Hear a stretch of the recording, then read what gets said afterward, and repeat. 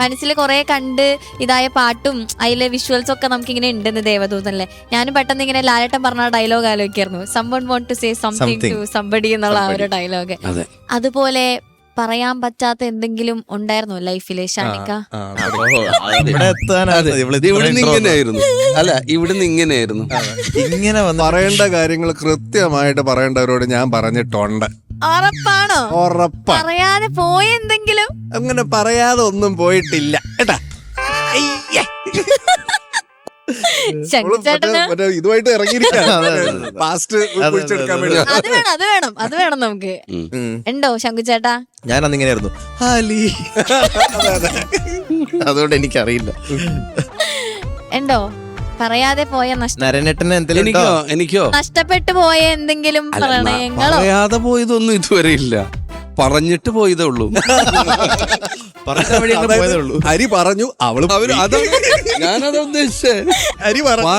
പോയി ആ വഴി പോയി. എന്ത് ചെയ്യാൻ പറ്റും? എന്താ പാച്ചേട്ടാ ഒരു ചിരി? അല്ല, അനുഭവം ഉണ്ട്. നല്ല കുറച്ച് അനുഭവങ്ങളുണ്ട്. വിട്ടുപോയ അനുഭവമല്ല, പ്രണയം എന്നുള്ളൊരു അനുഭവം ഉണ്ട്. ഒന്ന് ഷെയർ ചെയ്യോ ഞങ്ങളോട്? കേട്ടല്ലോ. അല്ല, 5 വർഷത്തെ പ്രണയം ഉണ്ടായിരുന്നു. 5 വർഷം കോളേജ് ലൈഫില്. അതില് ചേട്ടാ ഇത് കഴിഞ്ഞിട്ട് വീട്ടിലേക്ക് പോകണം, അല്ല മറക്കരുത്. ആള് തന്നെയാണ് ഇപ്പൊ വീട്ടിലുള്ളത്. ആ കഥയാണ് അപ്പോ ഇൻട്രസ്റ്റിംഗ്.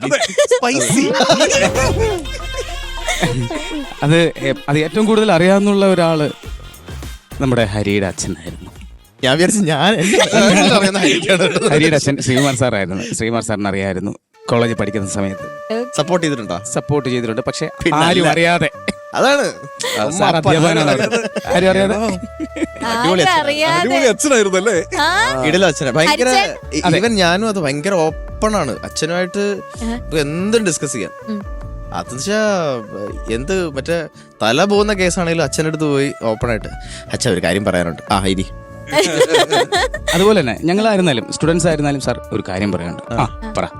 എന്ത് പ്രശ്നങ്ങളും സാറിന്റെ അടുത്ത് അതിനുള്ള സോൾവ് ചെയ്യാനുള്ള സിമ്പിൾ ആയിട്ട് സോൾവ് ചെയ്ത് തരും സംവിധാനം ഉണ്ട്. അപ്പോ 5 വർഷത്തെ പ്രണയം കഴിഞ്ഞ് കല്യാണം കഴിച്ചു. ഇപ്പൊ സുഖമായിട്ട് ഞങ്ങൾ ജീവിക്കുന്നു. ഞാൻ എല്ലാരെയും വാച്ചി ഒരാളിരുന്ന് ആലോചിക്കുന്നു. ഉണ്ണിച്ചേട്ടാ എന്താ ആലോചിച്ചേ?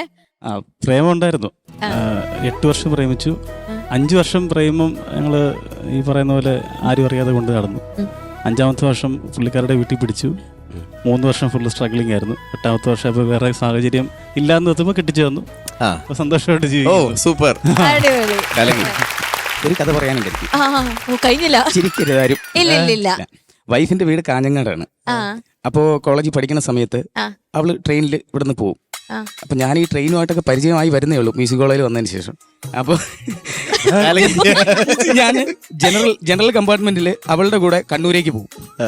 കാഞ്ഞങ്ങാടാണ് ആളുടെ വീട്. കണ്ണൂരെത്തുമ്പം ടാറ്റയൊക്കെ പറഞ്ഞ് ഞാൻ ഇറങ്ങും.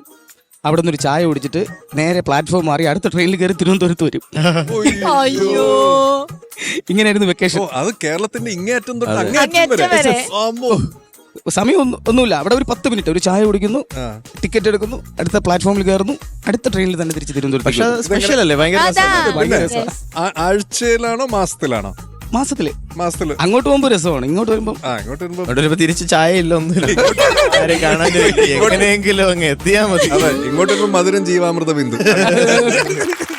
ഓക്കെ, അപ്പൊ അങ്ങനെ കുറെ പ്രണയ കഥകൾ കേട്ടു.